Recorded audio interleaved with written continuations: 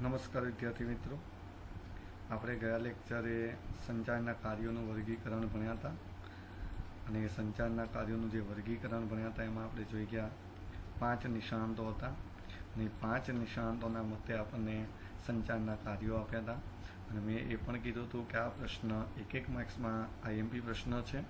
પ્રશ્ન આ રીતે પૂછે કે સંચારના કાર્યો પણ કોઈ એક નિષ્ણાંતનું નામ પૂછ્યું હોય, જેમ કે કુંતજ અને ઓડોનલના મતે સંચાલનના કાર્યો જણાવો, તો કુંતજ અને ઓડોનલના જે કાર્યો છે એ જ આપણે લખવાના થાય. બીજા લખો તો વિદ્યાર્થી મિત્રો ગલત પડશે, એટલે કે ખોટું પડી શકે છે. હવે આ જે કાર્યો છે એમાં 5 કાર્યો મુખ્ય છે: આયોજન, વ્યવસ્થાતંત્ર, કર્મચારી વ્યવસ્થા, દોરવણી, અંકુશ. પણ વિદ્યાર્થી મિત્રો આની પછી હજી આપણે આગળ જેમ ભણશું એમ સંકલન વિશે પણ ભણવાનું આવે છે. એટલે આ 5 શબ્દ સિવાય છઠ્ઠો શબ્દ આપણે લઈએ છીએ સંકલન. એટલે આ સંકલન, આમ તો આયોજન, વ્યવસ્થાતંત્ર, કર્મચારી વ્યવસ્થા, દોરવણી, સંકલન અને અંકુશ, આ 6 ટોપિકની આપણે પહેલા ટૂંકમાં સમજ મેળવી લઈએ. શુભ શરૂઆત કરીએ. એમાં પહેલી આયોજન. કે આયોજનની વાત કરીએ તો આયોજનનું ચેપ્ટર આમ તો ત્રીજું ભણવાનું જ છે આખું. એની અંદર આ બધી વસ્તુઓ રિપીટ થશે, પણ અત્યારે આપણે જેને કહેવાય ને સારાંશ મેળવવાનો છે, બરાબર, એ સારાંશ મેળવી લઈએ. તો આયોજન માટે એક ઇંગ્લિશમાં સેન્ટેન્સ રજૂ થયું છે કે even God can not change the past but man can change the future. કે even God can not change the past but man can change the future. આનું ગુજરાતી વિદ્યાર્થી મિત્રો આવડતું હોય એવું કોઈ? તો વિદ્યાર્થી મિત્રો આનું ગુજરાતી થાય છે કે ભગવાન ભૂતકાળને બદલી શકતો નથી, પરંતુ માણસ ભવિષ્યને બદલી શકે છે. જે ભૂતકાળમાં થઈ ગયું છે એને ભગવાન પણ બદલી શકતો નથી, જ્યારે જે ભવિષ્યમાં થવાનું છે એ માણસ બદલી શકે છે. જેમ કે એક્ઝામ્પલ તરીકે વિદ્યાર્થી મિત્રો, તમે અત્યારે 12મા ધોરણમાં ભણો છો ને આગળના ધોરણમાં જે પણ તમારું રિઝલ્ટ આવ્યું છે એ રિઝલ્ટમાં હજી વધારો કરવો છે. કે ધારો કે 80% આવ્યા હતા તો 80%ના આપણે હવે 85% લાવવા છે, 90% લાવવા છે, તો વિદ્યાર્થી મિત્રો એ તમારા હાથમાં છે. તમારું ફ્યુચર તમે બદલી શકો છો. એટલે ધ્યાન આપજો, માણસ ભવિષ્યને બદલી શકે છે. હવે વ્યાખ્યાની વાત કરીએ. આયોજનની વ્યાખ્યા, આમ તો આયોજનની વ્યાખ્યા આપણે જ્યારે ચેપ્ટર ભણશું એમાં 4 વ્યાખ્યા ભણવાની આવશે. એમાંથી આ એક વ્યાખ્યા આપણે અત્યારે ભણીએ છીએ કે એકમના નિર્ધારિત ધ્યેયને, કે એકમમાં જે આપણે ધ્યેય નક્કી કર્યો છે એને સિદ્ધ કરવાના ઉદ્દેશથી જે આપણે યોજના ઘડીશું અને એ યોજના ઘડવાની જે પ્રક્રિયા છે એને આયોજન કહેવાય. જેમ કે આપણે ધ્યેય નક્કી કર્યો છે 90% 12મામાં લાવવા છે, તો 90% ધ્યેય જે નક્કી કર્યો છે એમનેમ સિદ્ધ ના થાય. એ 90% લાવવા માટે આપણે કંઈક યોજનાઓ ઘડવી પડશે અને એ જે યોજનાઓ ઘડશું એ યોજના ઘડવાની જે પ્રક્રિયા છે એને જ કહેવામાં આવે છે આયોજન. અને જ્યારે પણ આપણે ધ્યેય નક્કી કરીએ તેને એ ધ્યેય નક્કી કરવા માટે ઘણી વખત તમે જો કેટલાક પ્રશ્નો ઉદ્ભવે છે. જેમ કે આપણે 12મા ધોરણમાં 85%થી 90% લાવવા છે, ધારો કે આપણે ધ્યેય નક્કી કર્યો છે, તો એ નક્કી કર્યો ધ્યેય પણ હવે એને સિદ્ધ કરવા માટે, તો એને સિદ્ધ કરવા માટે કેટલાક પ્રશ્નો ઉદ્ભવે કે આપણે કયા એવા કાર્ય કરીશું તો આપણે 85થી 90% આવે. એ કાર્યો પાછા કેવી રીતે કરશું, ક્યારે કરશું, આ બધા પ્રશ્નો છે. અને એ પ્રશ્નો ક્યારે, જ્યારે આપણે ધ્યેય નક્કી કરીએ છીએ ને એ ધ્યેયને સિદ્ધ કરવા માટેની વાત કરીએ ત્યારે આ બધા પ્રશ્નોની વાત થાય. અને એટલે જ કીધું છે આયોજન વગરનું કાર્ય ઘાંચીના બળદ જેવું છે. વિદ્યાર્થી મિત્રો, ઘાંચીના બળદ એટલે તમે, આપણે સિટી એરિયામાં આ શબ્દ બહુ ઓછો હોય છે, ગ્રામીણ વિસ્તારમાં વધારે હોય છે. કારણ કે આજથી વર્ષો પહેલાં તમે જો ઘાંચી જે છે એ તેલ કાઢતો, બરાબર, અને એ તેલ કાઢવા માટે તમે જો બળદનો ઉપયોગ કર્યો, કે બળદ એનું તેલ કાઢવાનું જે મશીન હોય એની સાથે બાંધી દે છે અને આ બળદને ફરવાનું કામ કરવાનું, અને એ જે મશીન છે એ મશીનમાંથી એ તેલ નીકળ્યા રાખે છે. પણ બળદનું કામ શું, તો એક જ, એને ગોળ ફરવાનું. એના માટે કોઈ આયોજન નહીં કરવાનું, ખાલી એને એક મારે એટલે ગોળ ગોળ ફર્યા રાખે. એના માટે કોઈ આયોજન હોતું નથી. એટલે જ કીધું છે આયોજન વગર તમે જે પણ કામ કરો છો એ ઘાંચીના બળદ જેવું છે. અને આયોજન એ એવી વસ્તુ છે જેના ઉપર તમે જો અન્ય કાર્યો આધાર રાખે છે. હવે આયોજન એ ભવિષ્ય માટેની કેરી છે કે તમે જે આયોજન કર્યું છે એ આયોજન ઉપર જ અન્ય કાર્યો નક્કી થાય કે કેવી રીતે કરવા.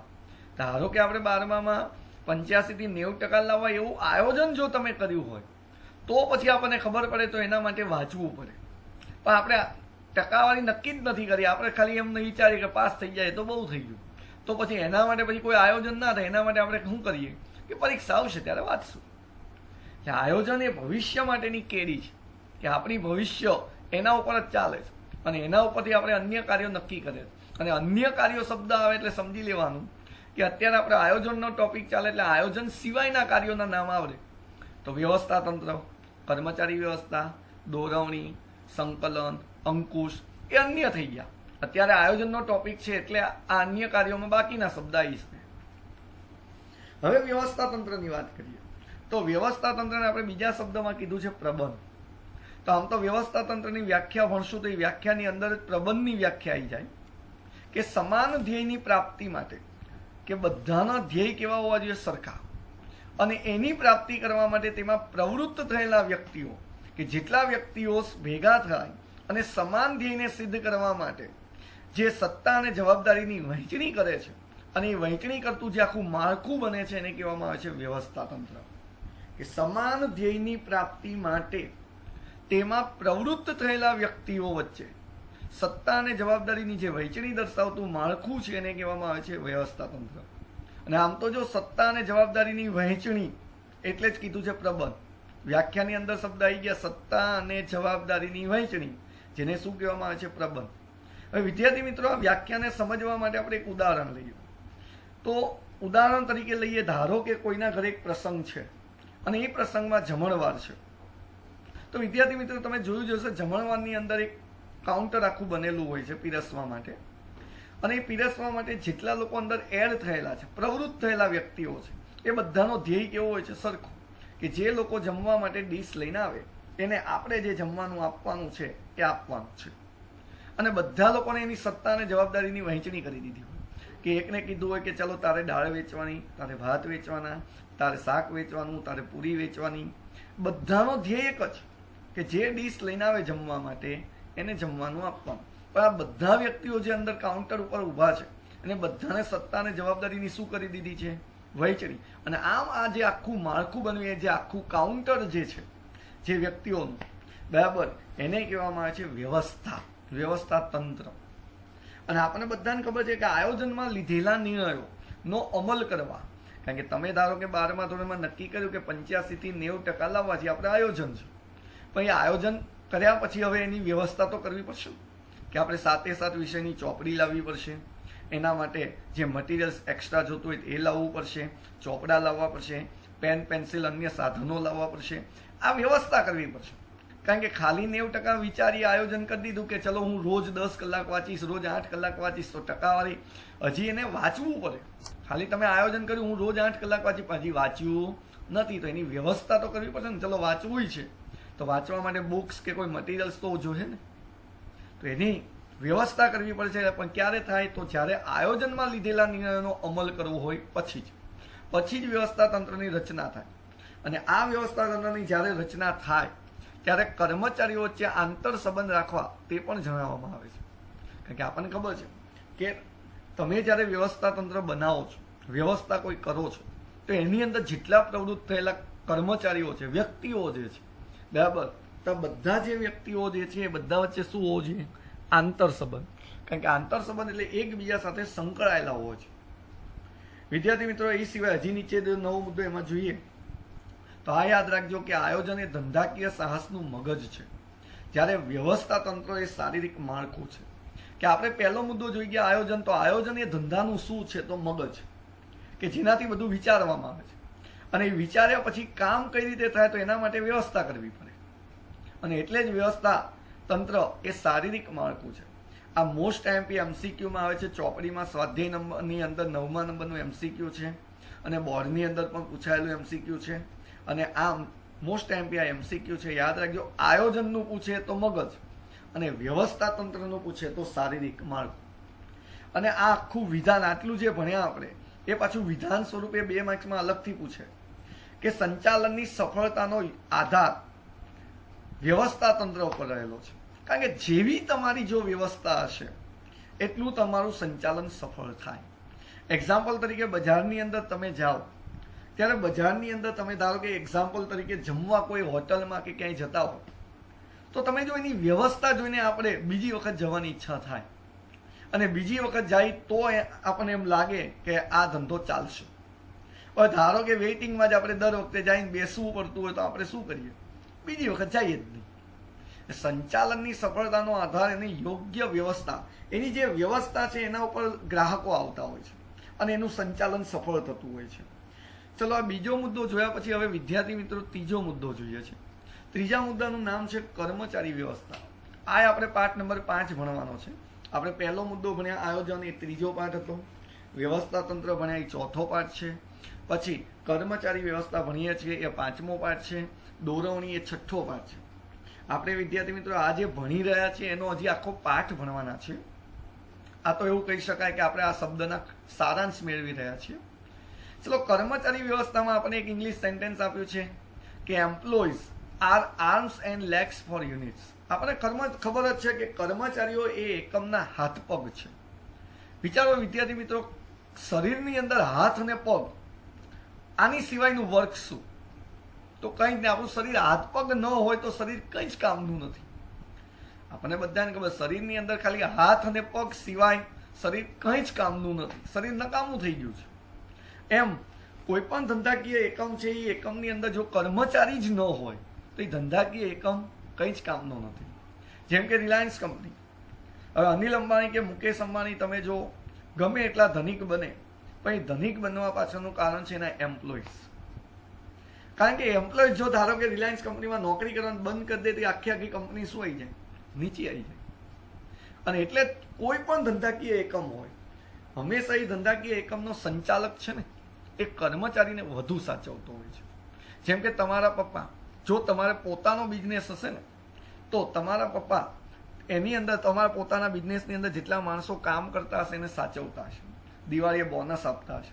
અથવા તમારા પપ્પા કોકને ત્યાં નોકરી કરે છે તો તમારા પપ્પાને દિવાળીએ બોનસ આવતું હશે.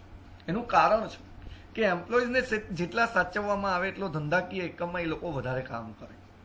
અને એટલે જ ડોક્ટર જ્યોર્જ ટેરીએ આના ઉપર વ્યાખ્યા આપેલી છે કે કર્મચારી વ્યવસ્થા એ કાર્યદક્ષ અને સંતુષ્ટ કર્મચારી મેળવવા અને જાળવવા સાથે સંબંધ ધરાવે છે. કે જેટલી કર્મચારી વ્યવસ્થા સારી હશે એટલા કાર્યદક્ષ અને સંતુષ્ટ કર્મચારી મળે, જે વધુ કામ કરીને આપે અને સંતોષાયેલા હોય. અને આવા જ કર્મચારી મેળવવા અને જાળવવા સાથે આ વ્યવસ્થા આખી કર્મચારીની સંબંધ ધરાવે છે. અને આપણને એટલી તો ખબર છે, જ્યાં એકમ હોય ત્યાં કર્મચારી તો હોય જ. કારણ કે કર્મચારી વિનાનું એકમ એ આત્મા વિનાના હાડપિંજર જેવું છે. કે શરીરની અંદર આત્મા જ ના હોય તો એ હાડપિંજર કહેવાય. એ શરીર કાંઈ કામનું નહીં. એમ કોઈ પણ મોટો ધંધાકીય એકમ હોય તો આપણને ખબર છે એમાં કર્મચારી હોય જ. અને જો કર્મચારી ન હોય તો આપણને ખબર છે એને એકમ ન કહેવાય. અને જ્યાં સુધી કર્મચારી સંતોષાયેલા હોય ત્યાં સુધી કર્મચારીઓ ઉત્સાહ અને જુસ્સાથી કામ કરે. અત્યારે તમે જો વર્તમાન સમયમાં આપણે જોઈએ છીએ બજારની અંદર કોરોના ફેલાયેલો છે, કોરોનાની પરિસ્થિતિ છે. અને આવી પરિસ્થિતિમાં તમે જો ઘણા બધા ધંધાકીય એકમના માલિકો એના કર્મચારીઓને પગાર આપે છે. હકીકતમાં ધંધા બંધ જ છે, છતાં પણ તમે જો પગાર આપે છે. કારણ કે જો આવા કર્મચારીને અત્યારે છૂટા કરી દેવામાં આવે, પગાર આપવામાં ન આવે તો આ કર્મચારી બીજી વખત ત્યાં ઉત્સાહ અને જુસ્સાથી ધંધાકીય એકમમાં કામ નહીં કરે. અને એટલે તમે જો ધંધાકીય એકમ બંધ હોવા છતાં અત્યારે કર્મચારીઓને સાચવવામાં આવે છે, તેમનો ઉત્સાહ અને જુસ્સો એટલે વધે છે.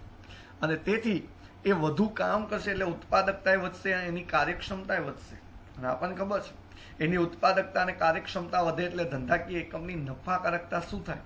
વધે. અને એટલે જ એક નિષ્ણાંતે કહ્યું છે, હવે આ ચોપડીની અંદર આપણે આ જે પહેલું ચેપ્ટર ભણી રહ્યા છે એમાં આપણને એવું કીધું છે નિષ્ણાંત, પણ આપણે જ્યારે બીજો પાઠ ભણશું આ જ સેન્ટેન્સ આવશે, આ જ વસ્તુ, પણ ત્યાં નિષ્ણાંતનું નામ આપેલું છે. એટલે આ યાદ રાખજો વિદ્યાર્થી મિત્રો, અહીંયા નિષ્ણાંત શબ્દ જે લગાવ્યો છે ત્યાં એ નામ આવે છે પ્રોફેસર ઉર્વિક. ઉર્વિકે આ સેન્ટેન્સ આપેલું છે કે mind your mean, mean will mind. એટલે કે માઇન્ડ યોર મેન અહીંયા બહુવચન આપણે લીધું છે કારણ કે વધારે માણસોની વાત કરીએ એટલે mind your men will mind everything for you. અને આનું ગુજરાતી આવું થાય છે કે તમે તમારા માણસોને સાચવો, માણસો તમારું બધું જ સાચવશે. આ સેન્ટેન્સ એવું કહેવા માંગે છે તમે પહેલા તમારા કર્મચારીને સાચવો. જો કર્મચારીને સાચવશો તો આ કર્મચારી તમારા ધંધાકીય એકમનું બધું જ સાચવી લેશે. એક સમય સંચાલક 2 દિવસ 3 દિવસ જો ન હોય ને તો એ કર્મચારીઓ એ ધંધાકીય એકમને ચલાવી દે છે. આગળ કીધો છે ચોથો ટોપિક દોરવણી. તો દોરવણીની વ્યાખ્યા આપી છે. દોરવણી એટલે તો તાબેદારોને માર્ગદર્શન આપવું.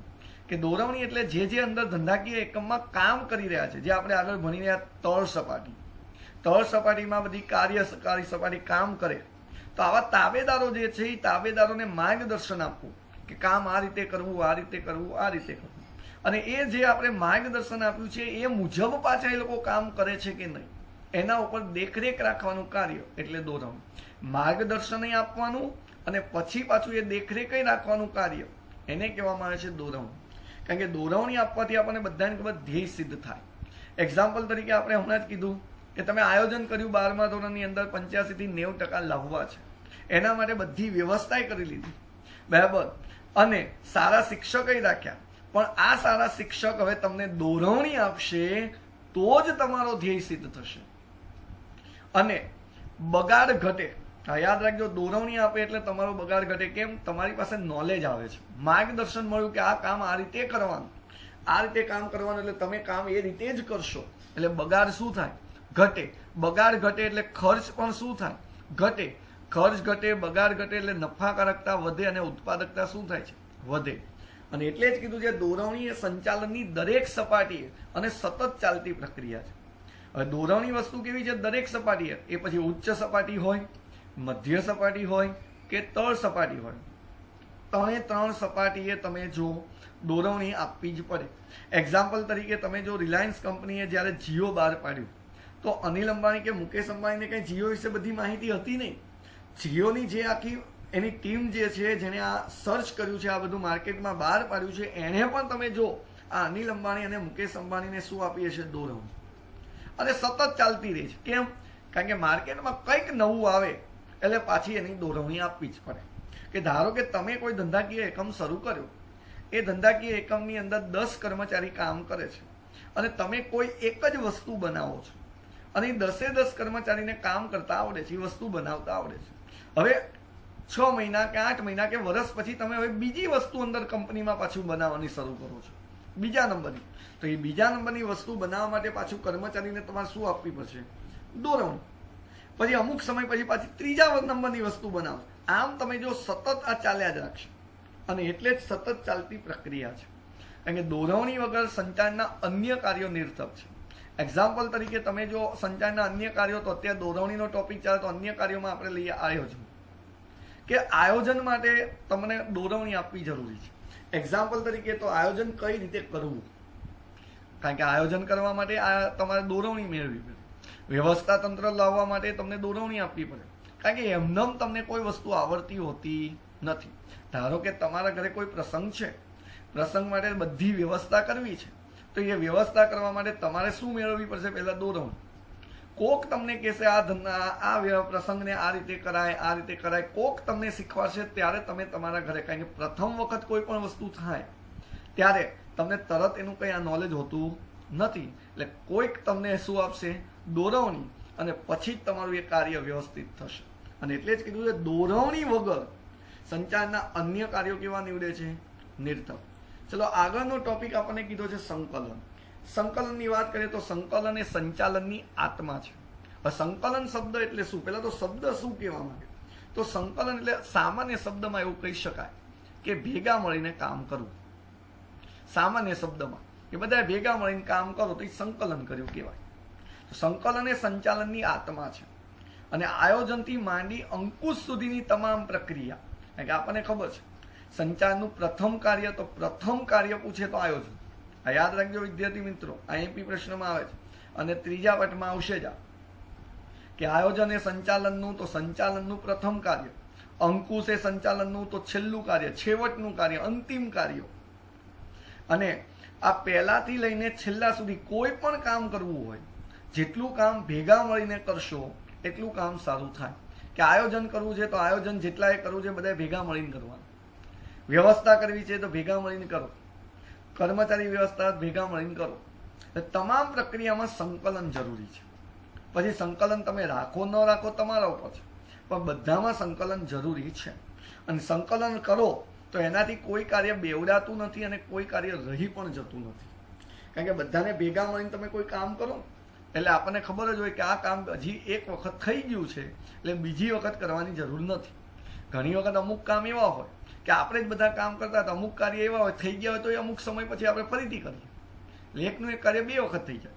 અને અમુક કાર્ય એવા હોય જે કરવાનું હોય પણ આપણા મગજમાંથી નીકળી ગયું છે તો એ રહી જ જાય. પણ જો બધા ભેગા મળીને કામ કરતા હોય તો અમુક કાર્ય આપણા મગજમાંથી નીકળી ગયું છે પણ બીજાના મગજમાં હોય તો એનાથી આપણને ખબર પડે કે આ કાર્ય હજી કરવાનું છે એના દ્વારા. આમ સંકલન કરવાથી કોઈ કાર્ય બેવડાતું નથી અને કોઈ કાર્ય રહી જતું નથી. વિદ્યાર્થી મિત્રો, સંકલનનો આગળ પ્રશ્ન આવી રહ્યો છે. આ 3 મુદ્દા એમાં રિપીટ થશે. ચલો અંકુશની વાત કરીએ. તો અંકુશ આ વ્યાખ્યા આઈએમપી વ્યાખ્યા, આમ તો બધી વ્યાખ્યાની અંદર આઈએમપી જ છે. સંકલનની વ્યાખ્યા આપણે આમાં લખી નથી કારણ કે આની પછીનો આખો પ્રશ્ન સંકલનનો આવી રહ્યો છે. બરાબર. અને આમ આ બધા પાઠ આવે છે, સંકલનનો પાઠ નથી આવતો કારણ કે આ પાઠની અંદર જ સંકલનનું આવી જાય છે. બાકીના બધા જે ટોપિક છે એના પાઠ છે. જેમ કે હવે અંકુશની વાત કરીએ તો અંકુશ તો પાઠ નંબર 7 આવશે. અને આ વ્યાખ્યા તો આપણને આની અંદર જે આ પાઠ અત્યારે ભણી રહ્યા છે એની અંદર આ વ્યાખ્યા કોણે આપી છે એ નથી કીધું. પણ જ્યારે આપણે 7મો પાઠ ભણશું એમાં આ જ વ્યાખ્યા આપનાર વ્યક્તિ છે પીટર ડ્રકર, જે આપણે હમણાં સંચારના કાર્યોનું વર્ગીકરણ જોયું એમાં 3જા નંબરનો હતો. બરાબર. પીટર ડ્રકરના મતે આ વ્યાખ્યા છે કે અંકુશ એટલે 4 શબ્દ યાદ રાખવાના. બરાબર. 4 શબ્દ કયા કયા? તો યાદ રાખજો, પ્રયત્નો, પરિણામો, સાધનો અને ઉદ્દેશો. પ્રયત્નો, પરિણામો, સાધનો અને ઉદ્દેશો, આ 4 શબ્દ વચ્ચે સંતુલન સાધવાનું કાર્ય એટલે અંકુશ. અને આપણે હમણાં જ કીધું અંકુશ એ સંચાલનનું અંતિમ કાર્ય છે. આધુનિક સમયમાં અંકુશનો ખ્યાલ કેવો છે? હકારાત્મક. કારણ કે ભૂતકાળમાં થયેલી ભૂલોનું ભવિષ્યમાં પુનરાવર્તન ન થાય તે જોઈ શકાય છે. ધારો કે એક્ઝામ્પલ તરીકે બજારની અંદર કોઈ બાળક, કોઈ છોકરું બગડી રહ્યું છે, કોઈ બાળક કે કોઈ છોકરું બગડી રહ્યું છે, કોઈ ખરાબ રસ્તે ચડી ગયું છે, પણ જો એના પપ્પા એના ઉપર અંકુશ રાખે તો એને જે આ ભૂતકાળમાં જે ભૂલો કરી છે, બગડી ગયું છે, તો એ ભવિષ્યમાં પુનરાવર્તન ના થાય. તો હકીકતમાં પપ્પાએ જે અંકુશ રાખ્યો એ હકીકતમાં કેવો કહેવાય? સારા માટે રાખ્યો છે. એટલે એ ખ્યાલ કેવો થઈ ગયો? હકારાત્મક. અને એ બાળકને એના પપ્પા પછી મારે કે ધોકા આવે કે જે પણ કાર્ય કરે, હું એના ઉપર અંકુશ રાખ્યો, તો એ અંકુશ રાખ્યો એટલે ભૂતકાળમાં એને જે આ બગડવાની ભૂલો કરી છે ભવિષ્યમાં પુનરાવર્તન થશે નહીં. એટલે અંકુશ એ હકીકતમાં શું છે? હકારાત્મક.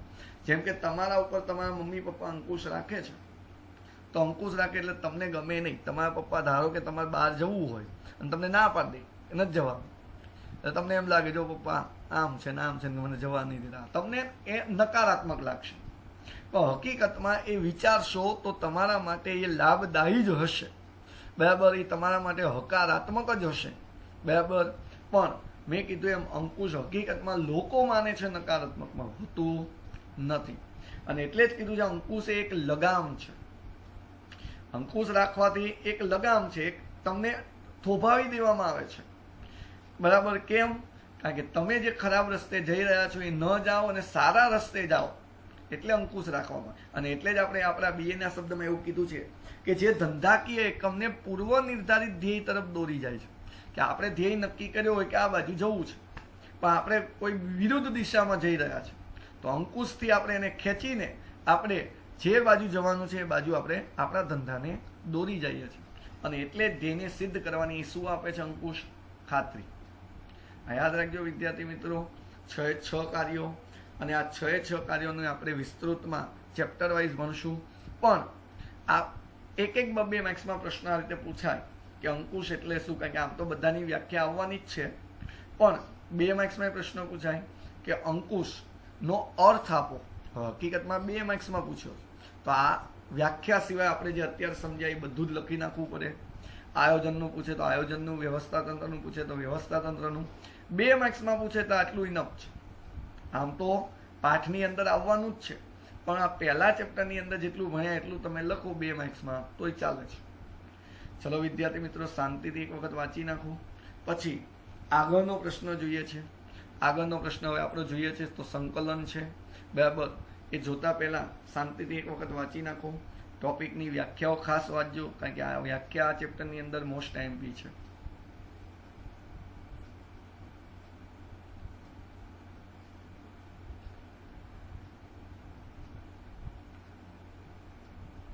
ચલો વિદ્યાર્થી મિત્રો, હવે આગળ જોઈએ. સંકલન એટલે શું અને તેની લાક્ષણિકતા. હવે ચોપડીની અંદર હકીકતમાં તમને લાક્ષણિકતા અને મહત્વ બંને પ્રશ્ન અલગ અલગ આપ્યા છે, પણ મેં તમને આ બંને પ્રશ્નની અંદર કોમન મુદ્દા બનાવીને આખો પ્રશ્ન બનાવી દીધો છે. એટલે કદાચ લાક્ષણિકતા પૂછે તોય તમારે આ જ લખવાનું, અને મહત્વ પૂછે તોય આ જ લખવાનું, કારણ કે આપણે બંનેની અંદર કોમન શબ્દ અને સારા શબ્દોને વિચારીને અંદર લખેલા છે. એટલે મહત્વમાંય ચાલી શકે, લાક્ષણિકતામાંય ચાલી શકે છે. પ્રશ્નમાં પહેલું સંકલન મેં કીધું હતું. સંકલન એટલે તો ભેગા મળીને કામ કરવું. તો એમાં આપણે સંકલનની વ્યાખ્યા જોઈએ. તો સંકલનની વ્યાખ્યા જોઈએ તો એની અંદર ધ્યાન આપજો કે કોઈ પણ ધંધાકીય એકમ હોય તો આપણને બધાને ખબર ધંધાકીય એકમની અંદર જુદા જુદા પાછા વિભાગ હોય. જેમ કે આપણે વાત આગળ કરીને આવ્યા કે ઉત્પાદન વિભાગ, વેચાણ વિભાગ, ખરીદ વિભાગ, અને આ બધા વિભાગની અંદર જે કર્મચારીઓ છે એ કર્મચારીના પાછા કામ પણ કેવા હોય, જુદા જુદા. એટલે કાર્યો કેવા હોય, જુદા જુદા. કે ઉત્પાદન વિભાગમાં જે કર્મચારી હોય તો એનું કામ શું? ઉત્પાદન કરવાનું. વેચાણ વિભાગમાં જે કર્મચારી હોય તો એનું કામ શું? વેચાણ કરવાનું. નાણાં વિભાગ એટલે કે હિસાબી વિભાગમાં જે કર્મચારી હોય એનું કામ શું? તો હિસાબ કરવાનું. તો આ જુદા જુદા વિભાગોમાં જે કર્મચારીઓ છે એના દ્વારા કામ પણ કેવા થાય છે? જુદા જુદા. હકીકતમાં બધાના કામ જુદા જુદા છે, છતાં પણ તેમની વચ્ચે એક સૂત્રતા અને સુમેળ સાધવાનું કાર્ય મૂળ બધા હજી પણ ભેગા મળીને કામ કરે તો એને સંકલન કર્યું કહેવાય. જેમ કે વિદ્યાર્થી મિત્રો, આપણી સોસાયટીની વાત કરીએ, તમે જે જગ્યાએ રહ્યો છો એની વાત કરીએ, તો તમે જે જગ્યાએ રહ્યો છો ત્યાં તમે જો બધા જ ઘરે બધા જ વ્યક્તિઓનો નોકરી ધંધા લગભગ અલગ અલગ હોય, એકબીજા સાથે કોઈ લેવા દેવા જ ના હોય, બધાના કાર્ય અલગ અલગ હોય, છતાં પણ તમે જો બધા એક સૂત્રતા અને સુમેળથી લોકો કાર્ય કરતા હોય છે, એકબીજાનો સાથ સહકાર આપતા હોય છે અને સાથે રહેતા હોય છે, તો આ જે કાર્ય થયું તો એ સંકલનનું કર્યું કહેવાય. યાદ રાખજો, સંકલનની વાત કરી વ્યાખ્યાની. હવે આપણે જોઈએ છીએ એની લાક્ષણિકતા, જેને બીજા શબ્દમાં કીધું મહત્વ, હજી કહી શકાય ફાયદા, હજી કહી શકાય લાભ, અને હજી કદાચ વિદ્યાર્થી મિત્ર કેવું હોય તો ઉપયોગિતા પણ કહી શકાય. અને આપણે બે કીધું એમ ચોપડીમાં બંને પ્રશ્ન અલગ આપ્યા છે, પણ આપણે કોમન બનાવ્યા છે. ચલો એની વાત કરીએ તો હવે આપણને એમાં આગળ જે સંકલનમાં જો ભણ્યા નહીં 3 મુદ્દા આપણે એમાં ભણ્યા હતા, જોઈએ આવડે તો આ પ્રશ્ન ફટાફટ આવડી જાય. જેમ કે તમે જો આયોજનથી અંકુશ સુધીના દરેક કાર્યો સંકલનથી અસરકારક બને છે. એમાં કંઈક આપણે કીધું હતું કે આયોજનથી લઈને અંકુશ સુધી દરેકે દરેક કાર્યોમાં સંકલન જરૂરી છે, કારણ કે સંકલનથી તમે જો આ બધા જ કાર્ય જોરદાર એટલે કે અસરકારક બને છે. કારણ કે ભેગા મળીને તમે આયોજન કરો, ભેગા મળીને વ્યવસ્થા કરો એટલે બધા જ કામ વ્યવસ્થિત જ થાય. આ ઉપરાંત જો ભેગા મળીને એટલે હું સંકલનથી તમે જો કામ કરો છો તો સાધનોનો પણ શું થાય છે? મહત્તમ ઉપયોગ. અને એટલે જ કીધું છે ધંધાકીય એકમના સાધનોનો મહત્તમ ઉપયોગ સંકલન દ્વારા શક્ય બને. કેમ? કારણ કે બધા ભેગા મળીને કામ કરે એટલે આપણને બધાને ખબર કેટલા સાધનો છે, કયા કયા સાધનો છે, કેટલા સાધનો પડ્યા છે, કેટલા સાધનો હજી પડ્યા નથી. આ બધા વ્યવસ્થિત રીતે લોકો શું કરી શકે છે? ઉપયોગ કરી શકે છે.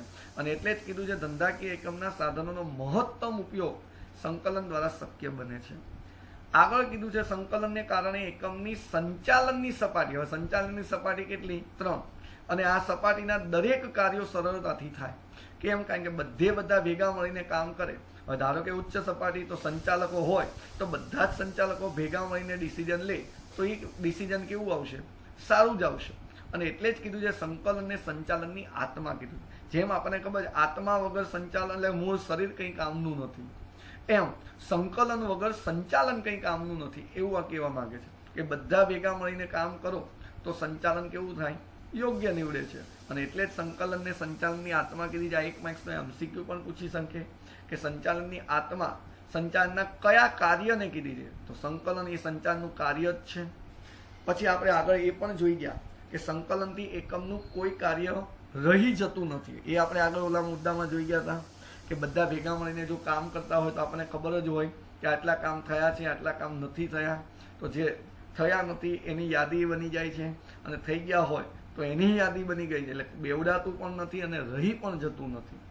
અને સંકલનને કારણે એકબીજા કામમાં જોડાયેલા હોય છે, સહકાર હોય છે, એકબીજા સહકારથી કામ કરતા હોય છે, જેના કારણે એકમમાં સરળતાથી આપણે શું કરી શકીએ છીએ? ધ્યેય. કારણ કે ભેગા મળીને કામ કરેલું હોય તો ધ્યેય સિદ્ધ થાય. પણ હા વિદ્યાર્થી મિત્રો, એ ધંધાકીય એકમની જ વાત ચાલે. હવે આપણે ભણવામાં બધા ભેગા મળીને ભણીએ તો ધ્યેય સિદ્ધ ના થાય. કે એક્ઝામ્પલ તરીકે વાત કરીએ કે પરીક્ષા હોય તો પરીક્ષાની અંદર તમે બધા ભેગા મળીને પરીક્ષા દો તો પછી ધ્યેય સિદ્ધ ના થયો કહેવાય. પછી એવું ના કહેતા કે અમારા BA ના સાહેબે એવું કીધું છે ભેગા મળીને કામ કરો તો ધ્યેય સિદ્ધ થાય. બરાબર, મેં કીધું એમ ભણવામાં સંકલન નહીં, ધંધાકીય એકમમાં સંકલનની વાત થાય છે. વિદ્યાર્થી મિત્રો, વાંચી નાખો. આ પ્રશ્ન 2 માર્ક્સ 3 માર્ક્સમાં બે રીતે પૂછી શકે છે. બરાબર, 3 માર્ક્સમાં અર્થ અને લાક્ષણિકતા બંને પૂછી શકે અને 2 માર્ક્સમાં ખાલી લાક્ષણિકતા અથવા મહત્વ પૂછી શકે છે. એટલે શાંતિથી સમજી લો, વાંચી નાખો. નેક્સ્ટ લેક્ચરમાં પછી આગળ નવા પ્રશ્નો જોઈશું.